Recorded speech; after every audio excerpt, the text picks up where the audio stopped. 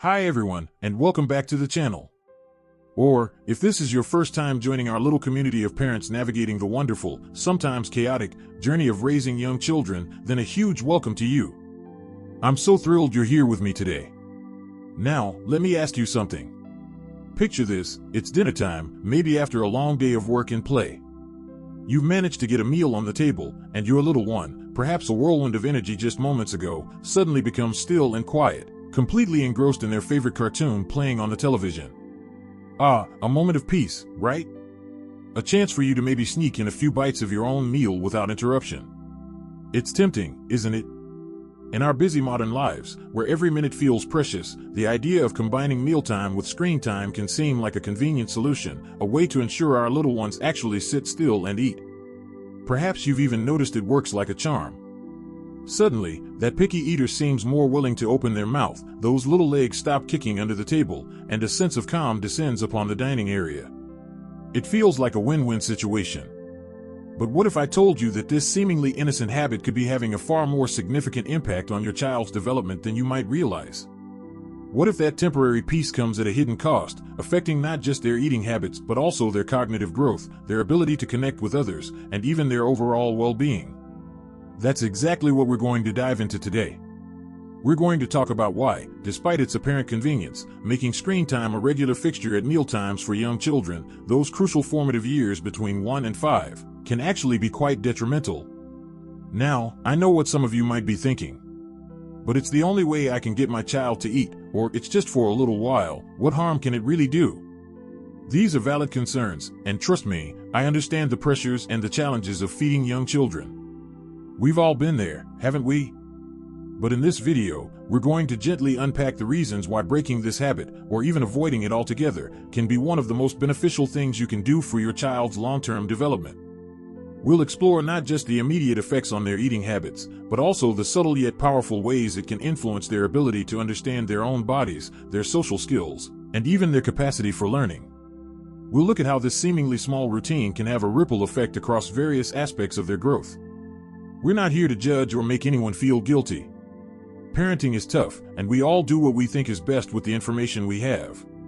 My goal today is simply to shed some light on this topic, to provide you with insights and understanding that might help you make more informed choices about your child's mealtimes.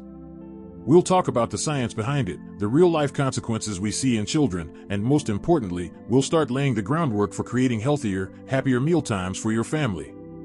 So, are you ready to explore why it might be time to rethink the role of the TV during your child's meals? Let's get started by looking at one of the most immediate impacts, how screen time can completely disrupt your child's ability to connect with their own hunger and fullness cues. Think about it. When your child's eyes are glued to a brightly colored screen, their brain is primarily focused on the visual and auditory stimulation it provides. They're following the story, the characters, the action. Their attention is external, completely divorced from what's happening internally within their own bodies. How can they possibly register the subtle signals of hunger when they're captivated by a cartoon? And more importantly, how can they recognize when they're starting to feel full when their focus is entirely elsewhere? This disconnect is a big deal. In these early years, children are learning to understand their bodies, to recognize and respond to these crucial internal cues. These are foundational skills that will serve them throughout their lives, helping them to maintain a healthy relationship with food and avoid overeating. But when the TV is on, these signals get muffled, ignored, and eventually, your child might start eating simply because the screen is on, or because you're prompting them, rather than because they're actually hungry. This can lead to a whole host of problems down the line. It can contribute to overeating, as they might continue to eat even when they're no longer hungry, simply out of habit or because the show hasn't ended. Conversely, they might also undereat if the show ends before they've had enough, and they become more interested in returning to the screen than finishing their meal. This disruption of their natural hunger and fullness cues can have long-term implications for their weight management and their overall relationship with food. But it's not just about the quantity of food they're eating. It's also about the quality and the experience. When children are distracted by screens, they're not truly engaging with their food. They're less likely to notice the textures, the flavors, the smells. Mealtime becomes a passive activity, a task to be completed while their attention is elsewhere. This can hinder the development of a healthy appreciation for food and can even make them more resistant to trying new things. After all, if they're not really paying attention to what they're eating, Why would they care what it is? Now that we've started to understand how screen time can interfere with your child's ability to connect with their hunger and fullness cues and can detract from the overall eating experience, let's move on to another significant impact: the kind of food choices that often accompany screen time. Think about the context in which children often watch television. What kinds of foods are frequently advertised during children's programming? What snacks do we, as busy parents, sometimes reach for as a quick and easy option to keep them entertained in front of the screen? The answer, more often than not, involves processed foods, sugary snacks, and drinks that are high in calories but low in nutritional value. While this isn't always the case, the association between screen time and less healthy food choices is a strong one. When children are engrossed in a show, they're often more receptive to the messages being presented, including those in advertisements. The bright colors, catchy jingles, and appealing characters can make these less nutritious options seem incredibly attractive.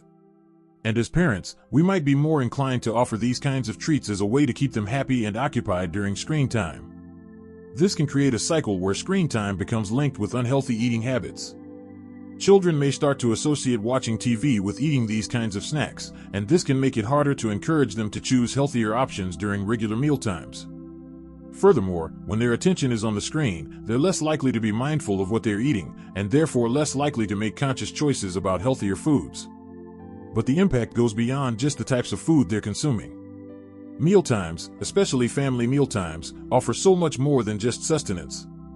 They are crucial opportunities for connection, communication, and learning. Think about it. When you sit down together as a family without the distraction of screens, what happens? You talk, you share your day, you laugh, you listen. These interactions are vital for a child's social and emotional development. They learn about conversation, about taking turns, about expressing their thoughts and feelings, and about understanding the perspectives of others. When the TV is on, these opportunities are lost. The conversation becomes one-sided, directed at the screen. There's less interaction, less opportunity for you to model healthy communication skills, and less chance for your child to feel truly connected to you and the rest of the family. These shared moments around the table help build strong family bonds and create a sense of belonging, and these are incredibly important for a child's overall well-being. Moreover, mealtimes without screens can also be valuable learning experiences. You can talk about the food you're eating, where it comes from, how it's grown, the different flavors and textures. This can help to broaden your child's understanding of the world and foster a more positive relationship with food. You can also use this time to teach them about table manners, about the importance of chewing their food properly, and about showing gratitude for their meal. These are important life skills that are often overlooked when the focus is on the screen. Beyond the immediate mealtime, the habit of eating in front of the TV can also have implications for a child's developing attention span and focus. The rapid pace and constant stimulation of television can make it difficult for young children to engage in activities that require sustained attention, such as reading, playing independently, or even just focusing on their meal. Their brains become accustomed to this constant barrage of visual and auditory input, and they may find it harder to concentrate on less stimulating tasks. This can have a knock-on effect on their learning and development in other areas. Children need to develop the ability to focus and concentrate in order to learn effectively, both at home and when they eventually start school. If they're constantly used to having a screen to entertain them while they eat, they may struggle to develop this crucial skill. Furthermore, relying on screens to keep children occupied during mealtimes might also limit their opportunities for imaginative play and other forms of self-directed activity. These types of activities are essential for fostering creativity, problem-solving skills, and independence. When children are always being entertained by a screen, they have less time and less motivation to engage in these crucial developmental activities.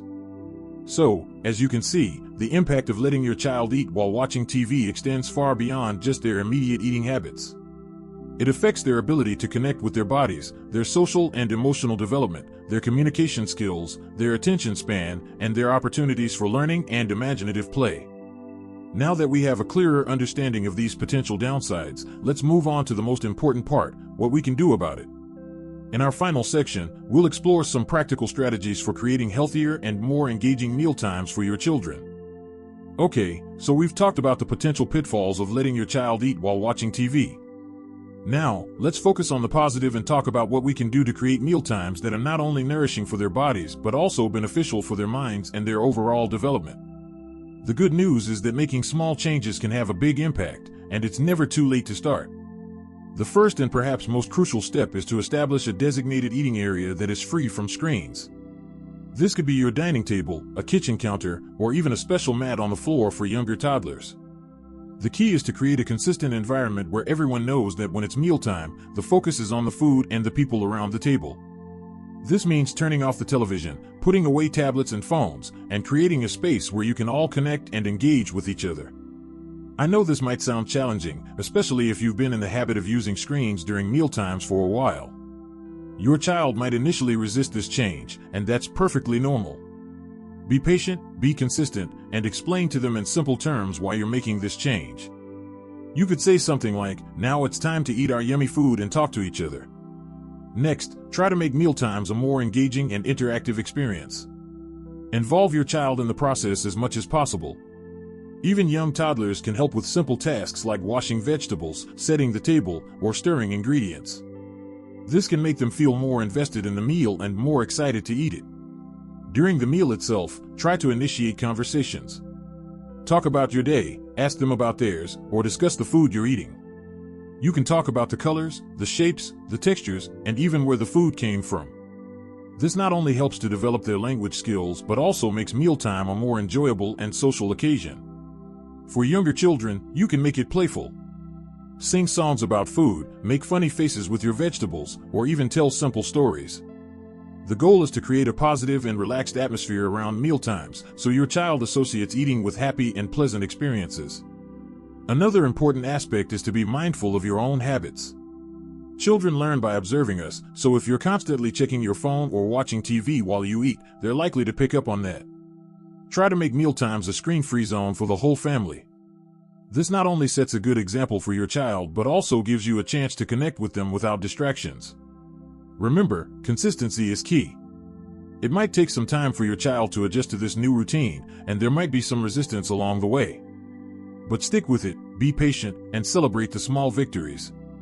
Over time, your child will learn to appreciate mealtimes for what they truly are: opportunities for nourishment, connection, and learning. And finally, be kind to yourself.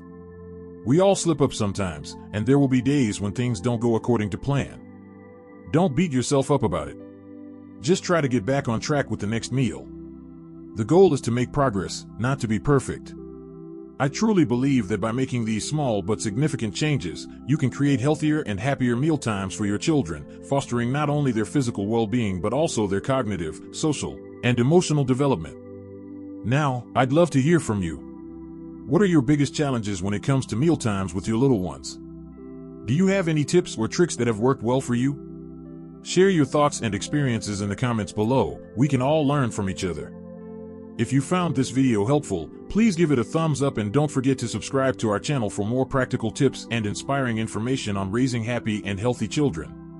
Thank you so much for watching, and remember, even small changes can make a big difference in the life of your child. Until next time, take care and happy parenting.